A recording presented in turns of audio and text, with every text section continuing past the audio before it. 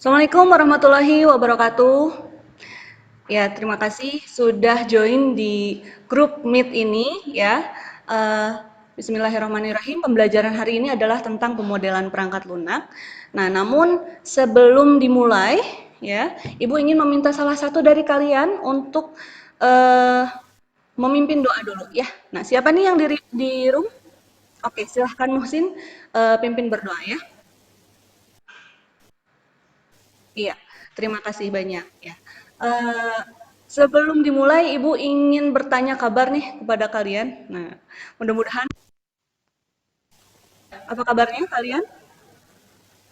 Iya. Ibu tidak akan bosan-bosannya mengajak kepada kalian untuk menjaga protokol kesehatan, menggunakan masker, mencuci tangan ya di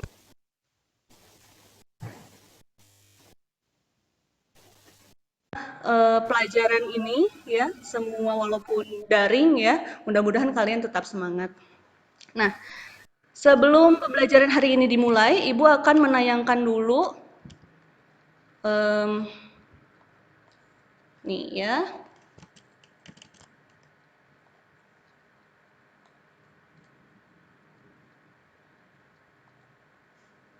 ya. Silahkan nanti kalian isi ya di bagian si section PPL. Di situ sudah ada daftar hadirnya. Silahkan oleh kalian diisi saja sambil belajar berjalan ya pembelajaran ini. Nah, sekarang Ibu ingin menayangkan materinya ya. Materinya adalah tentang kelas diagram. Nah, sebelum ke kelas diagram, Ibu mau flashback dulu nih ya. Nah, sebelumnya, apakah di antara kalian ada yang mengingat nih, kemarin sebelumnya mempelajari tentang apa? Iya, betul, Sofa ya. Jadi kemarin kita mempelajari tentang activity diagram yang mana bentuknya seperti ini ya. Bentuk activity diagram itu seperti ini, ada swimline segala macam ya, kalau kalian masih ingat. Nah, nanti di kelas diagram ini nanti beda lagi ya tampilannya. Nah, tapi sebelumnya Ibu mau ngasih tahu dulu nih, kalau misalkan kita sudah memahami tentang UML ya, kira-kira apa sih yang akan kita dapatkan di dunia nyata?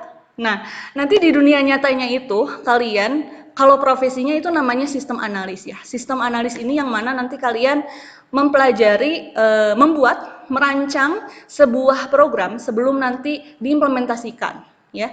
Jadi nanti kalian adalah orang-orang yang merancang. Nah, oleh karena itu UML ini sangat penting ya. Ini adalah salah satu modal utama untuk menjadi sistem analis di sebuah software house ke depannya ya. Itu adalah sebuah spoiler ya review dari Ibu.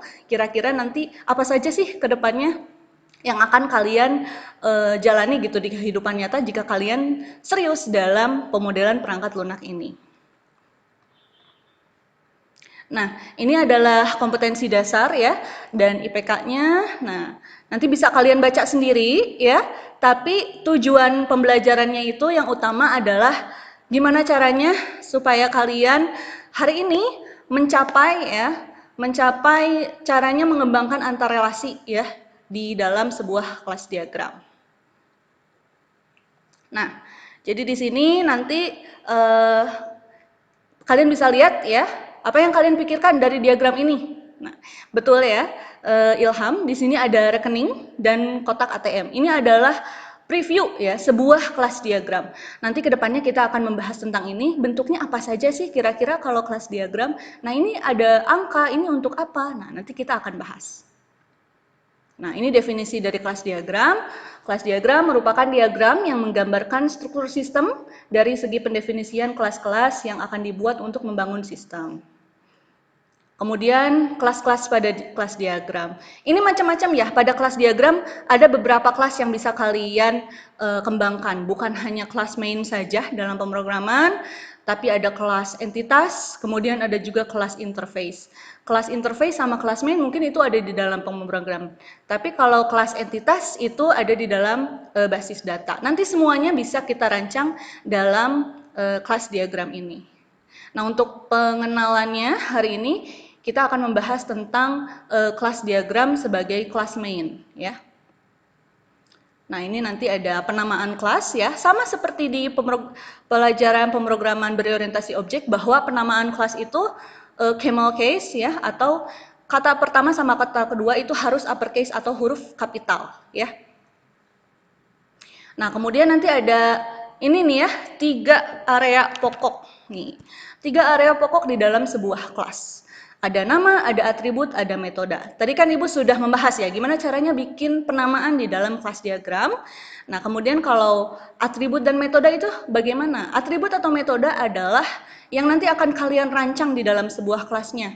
Misalkan kelas ruang itu pasti punya tingginya berapa ya, lebarnya berapa.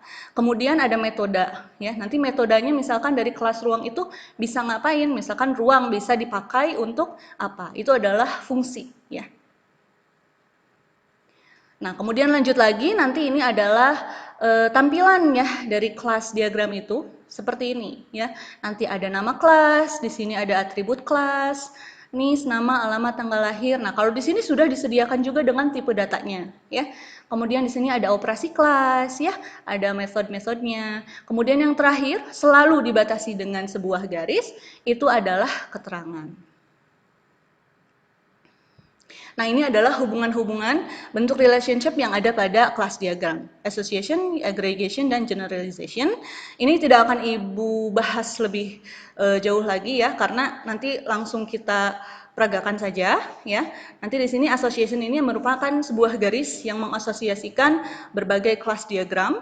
Ada aggregation juga, kemudian kalau generalization ini adalah sebuah asosiasi juga, tapi ini lebih ke superclass ke subclass.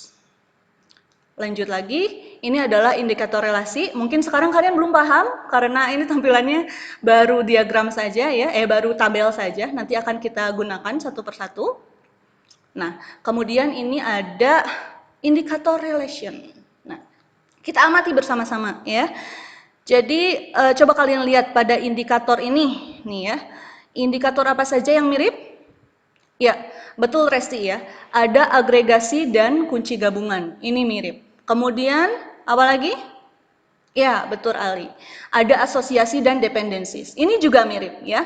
Yang mana asosiasi ini garisnya solid, tapi dependencies ini garisnya dash ya, strip.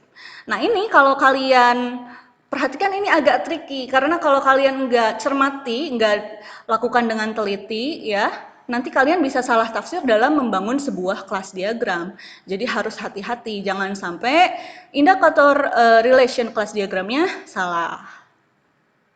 Nah, ini adalah generalisasi dan pewarisan. Nah, di sini kalian lihat ada 3 kelas ya, ada kelas kendaraan, ada kelas mobil, ada kelas truk. Nih, kalau kalian perhatikan, kelas kendaraan ini menginherit atau mewariskan dari atribut kendaraan ke dalam kelas mobil dan kelas truk. Betul nggak? Coba kalian pikir, apakah kelas mobil dan kelas truk memerlukan atribut nomor kendaraan? Ya, betul. Perlu ya. Apakah memerlukan atribut nama kendaraan? Iya, betul. Perlu juga. Nah, karena sistemnya generalization atau sudah diwariskan, diinherit, maka tidak perlu ditulis lagi di sini ya. Sehingga langsung saja pakai tanda ini ya, pakai tanda generalization sehingga nanti bentuknya seperti ini kelas diagramnya ya. Nah, barusan Ibu sudah memperlihatkan kepada kalian gimana caranya kelas diagram yang tidak ada indikator relasi. Nah, ini contohnya ada yang indikator relasi, ini yang tadi di awal ya. Nah, kalau di sini sekarang Ibu akan tanya kepada kalian. Coba, kalau nasabah ya yang memiliki satu rekening apakah punya berapa ATM? Ya, betul. Nasabah yang punya satu rekening pasti punya minimal 1 ATM ya, kalau dia mau pakai ATM. Terus yang punya ATM punya berapa rekening di akun yang sama? Betul, ada 1 juga. Nah, itulah yang menyebabkan kenapa di sini indikator relasinya 1 dan 1 ya. Karena dari 2 kelas ini rekening dan ATM dua-duanya hanya terdapat 1 saja ya. Nah, lanjut. Nah, ini ada contoh-contoh kelas diagram.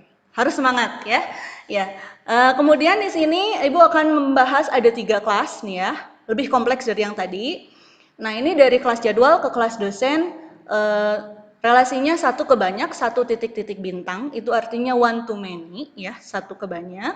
Begitu juga dari kelas jadwal ke kelas mata kuliah, satu titik-titik bintang, one to many, ya. Nah, kenapa seperti itu? Nah, karena kan satu jadwal, ya, itu pasti memiliki bisa mengatur beberapa dosen, ya. Sedangkan dosen nggak mungkin hanya satu dong. Ya, begitu ya. Jadi itulah kenapa satu ke banyak. Dan satu jadwal juga bisa mengatur beberapa mata kuliah ya. Ya, karena mata kuliah kan nggak hanya ada satu, betul ya. Jadi seperti itu. Sedangkan dari dosen dan dari kelas mata kuliah itu hanya satu. Kenapa? Karena satu dosen hanya pasti cuman punya satu jadwal saja, ya. Dan satu mata kuliah juga, kalau dosennya yang itu pasti hanya satu. Karena nggak mungkin dong kalau satu dosen berada di gedung yang berbeda, ya. Dosennya satu, gedungnya beda, waktunya sama. Nah, kan nggak bisa ya. Nah, jadi seperti itu. Oleh karena itu, indikator relasinya harus seperti ini. Nah, kemudian dari sini ada yang mau bertanya? Oke, iya baik sekali pertanyaannya. Jadi pertanyaannya mengapa di sini pakai asosiasi biasa, tidak pakai dependencies ya. Nah, kalau dependencies itu kan dependent atau dia bersandar ya, sehingga garisnya yang strip-strip dash-dash itu ya, putus-putus. Nah, kenapa? Karena kalau dependencies ini kan kelas dosen harus berasosiasi dengan kelas mata kuliah. Sedangkan di sini kan tidak berasosiasi ya. Kalau misalkan mau pakai dependensi itu harus berasosiasi secara langsung. Kalau di sini nggak ada hubungannya. Oleh karena itu, agar tidak memerlukan pengkajian ulang, kita gunakan saja asosiasi yang biasa. Jadi intinya, kalau kalian nih ya, bikin kelas diagram, sudah bisa pakai asosiasi yang biasa, kenapa harus pakai yang dependencies, yang bersandar kepada kelas yang lain dan kepada asosiasi yang lain. Jadi selalu diutamakan dalam membuat atau membangun kelas diagram adalah menggunakan kelas yang solid dulu ya, asosiasi yang solid dulu. Nah, di sini Ibu sudah membuat gimana caranya bikin kelas diagram. Ya, nanti kalian silahkan tinggal klik saja.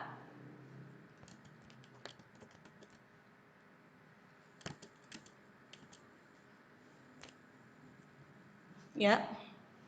Nah, nanti kalian tinggal buka saja ya linknya yang barusan. Di situ ada tata cara pembuatan kelas diagram, sudah Ibu unggah juga ke YouTube ya.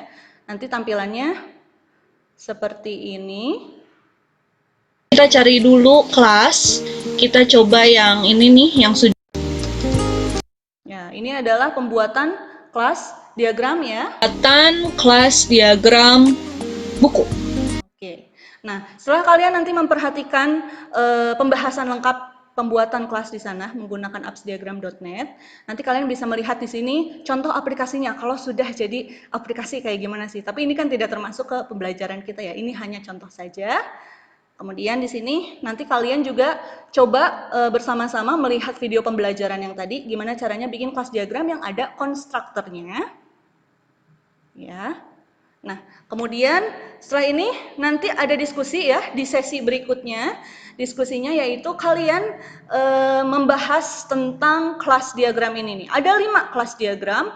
Bagaimanakah indikator relasi yang seharusnya terjadi di sini? Oh, ya. Di sini Ibu sudah kasih clue ya. Sebetulnya ini asosiasi, garis-garisnya ini ada inheritance, ini adalah clue-nya. Nanti silahkan kalian tinggal kerjakan saja.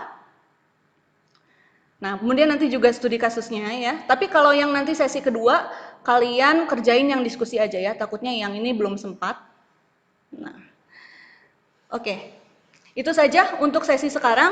Silahkan nanti jam 14 kalian gabung lagi ke Rumit ini ya. Wassalamualaikum warahmatullahi wabarakatuh. Ya, Assalamualaikum warahmatullahi wabarakatuh.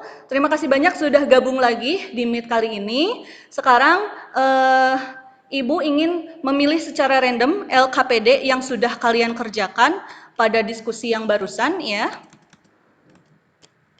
Di sini Ibu akan memilih punyanya Raffi saja. Sebentar Ibu buka dulu.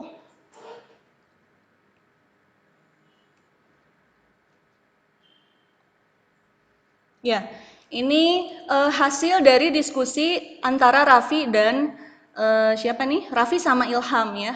Oke, jadi tampilannya dari punyanya Raffi seperti ini ya, bahwa dari kelas pelanggan ke kelas order itu satu ke banyak, dari kelas order ke kelas pembayaran satu ke banyak, dari pembayaran, dari pembayaran ke kelas order itu satu. Oke, Ibu mau menambahkan ya yang sudah Raffi sama Ilham kerjakan, ya. Nah, ini dia ya.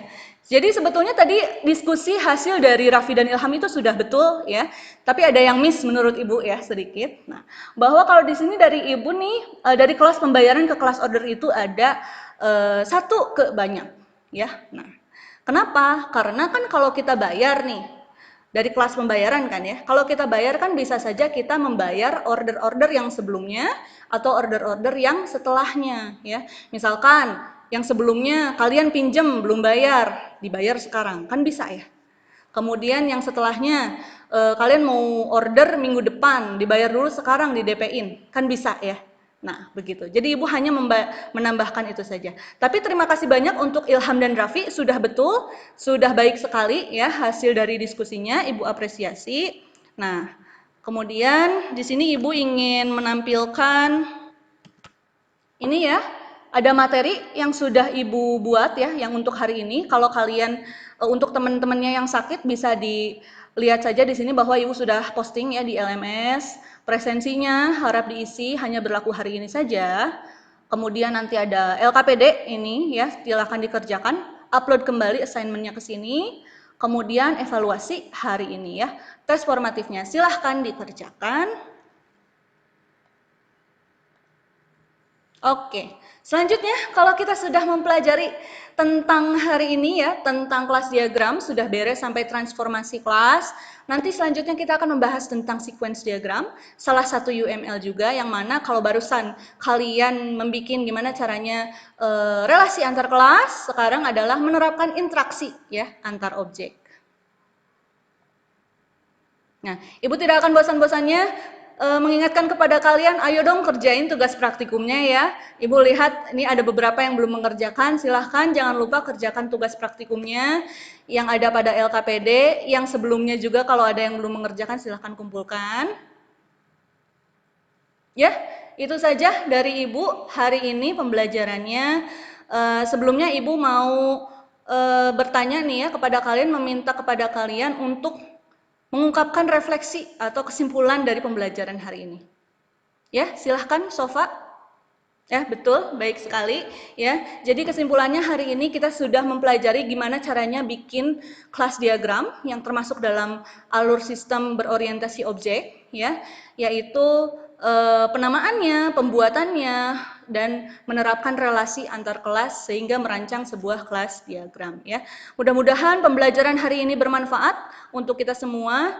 Semoga kalian selalu sehat afiah. Jangan lupa melaksanakan protokol kesehatan, menggunakan masker, mencuci tangan, ya. Terima kasih banyak sudah membersamai Ibu hari ini. Terima kasih banyak juga sudah berinteraksi secara aktif. Sebelum pembelajaran usai, Ibu minta kepada kalian, kepada Muhsin ya, untuk memimpin doa bersama. Ya, silahkan dipimpin doanya Muhsin.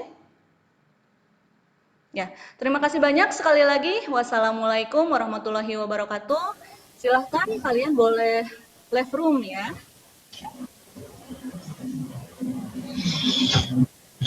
Sudah?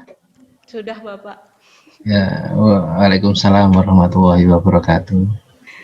Mantap sekali semangatnya. Ya, semoga nanti saat mengajar beneran selalu hangat gitu ya, selalu motivating gitu, sehingga tidak hanya sekedar di PPG saja, tapi tetap banyak sekali mengambil KD yang cukup challenging gitu ya, tidak sekedar KD-KD kelas 10 simulasi digital, PPT, PowerPoint buat itu main aman itu ya, tapi mengambil KD-KD yang memang produktif di kejuruan, khususnya RPL ya. RPL Bapak. Ya, ini kredit buat Bu Hana ya. Mohon ditampilkan RPP-nya Bu Hana. Ya, Bapak. hampir on the way. Ya, baik. Ini pertemuan keberapa dari 1KD ini? Ini pertemuan pertama, Bapak. Pertemuan pertama. Iya. Oke, ini KD totalnya ini ya, 1 KD ya, mana dia naikkan. Iya, Bapak. KD 3 dan 4-nya ini. Kemudian pada pertemuan pertama ini berapa IPK atau IPK yang mana yang ditargetkan?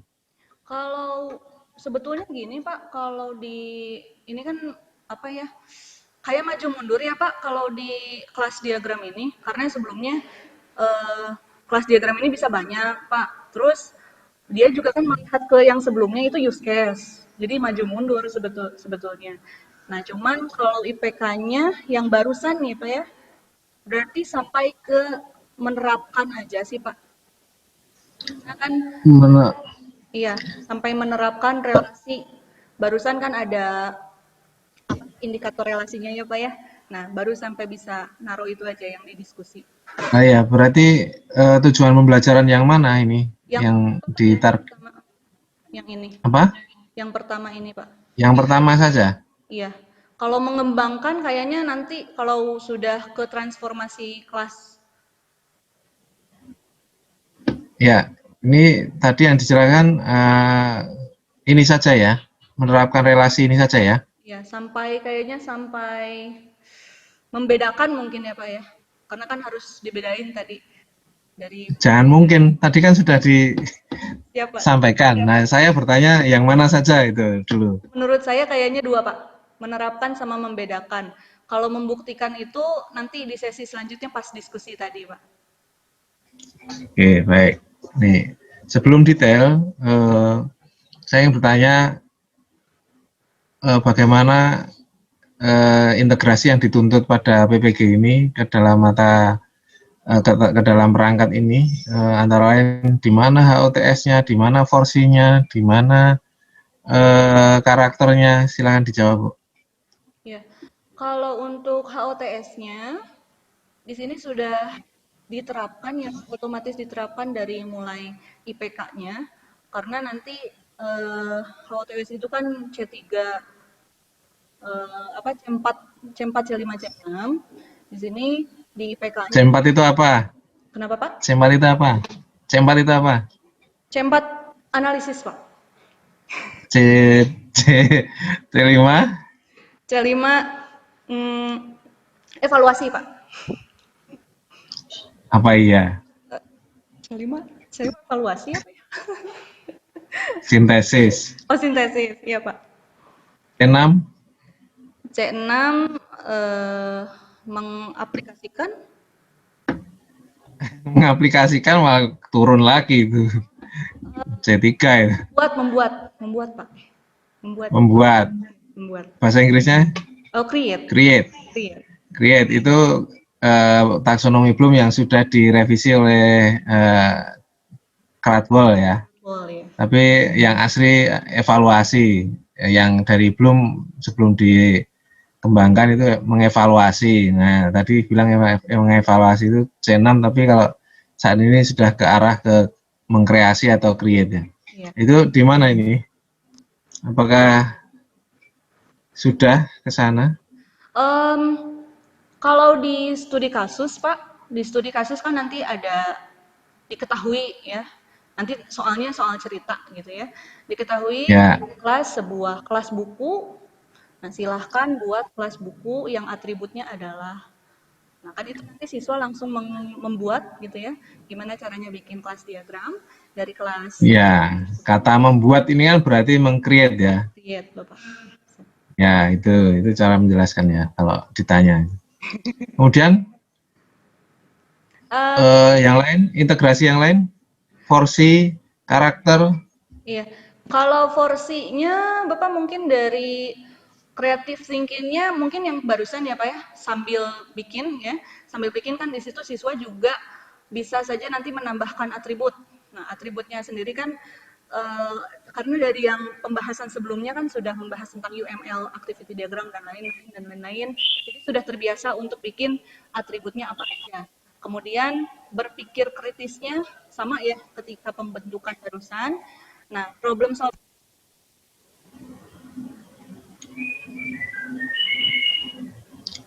Suara hilang. Suara hilang. Suara hilang.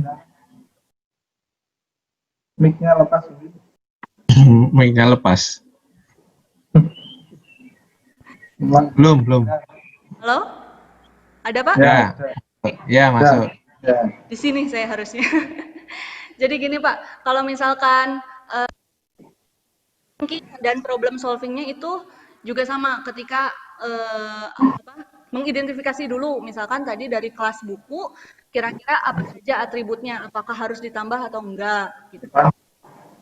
Kemudian mengkomunikasikannya ketika berdiskusi, misalkan ya, tadi kan ada diskusi, berdiskusi dengan temannya yang lain, apakah yang harus ditambahin lagi nih dari sini, bertukar pikiran, sehingga nanti berkolaborasi ketika melakukan diskusi, sehingga nanti dari pembuatan atau pengerjaan studi kasus yang soal cerita tadi, dia bisa memperbaiki indikator relasinya.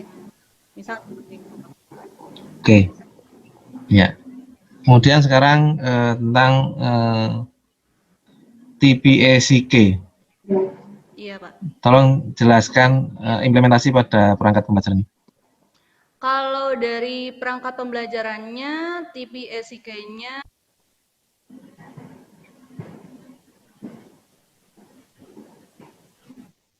Hilang lagi. kita sudah pakai LMS Google Classroom. Suara hilang. Ya. Oke. Mbak Ana. Hilang lagi suaranya itu. Mungkin ada yang kendor itu. Hilang. Ya, langsung hilang, bukan masalah jaringan. Masalah. Wah, sayang sekali kameranya sudah seperti itu ya.